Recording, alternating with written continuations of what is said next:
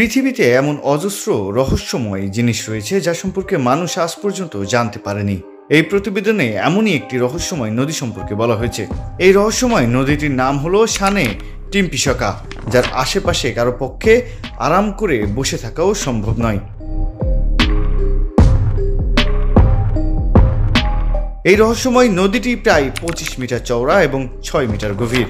নদীর জল খুবই গরম হওয়ায় চারপাশে গরম বাষ্প ওঠার কারণে এখানে অনেক ছোট প্রাণীও নদীতে পড়ে মারা যায়। এর ফুটন্ত জল এতটাই গরম যে কেউ 1 সেকেন্ডেরও কম সময় এই জল হাতে রাখলে গভীর ক্ষত হওয়ার সম্ভাবনা থাকে।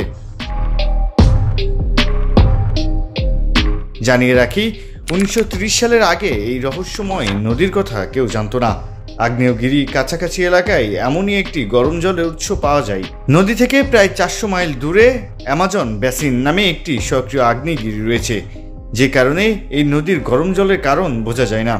বিজ্ঞানীদের মতে এই নদীর তলদেশে খুব গভীরে কোনো এক সময় নিশ্চয়ই শক্তিশালী ভূমিকম্প হয়েছিল, যার ফলে নদীর তলদেশে একটি বড় ফাটল তৈরি হয়।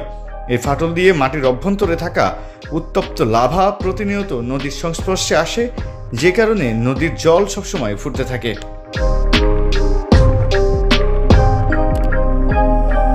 এখানকার স্থানীয় বাসিন্দারা এই নদীটিকে সানে টিম্পিসকা নামে ডাকে, যার অর্থ সূর্যের তাপে ফুটন্ত নদী। 2011 সালে এই নদীটি আনুষ্ঠানিকভাবে নিষিদ্ধ করা হয়েছিল।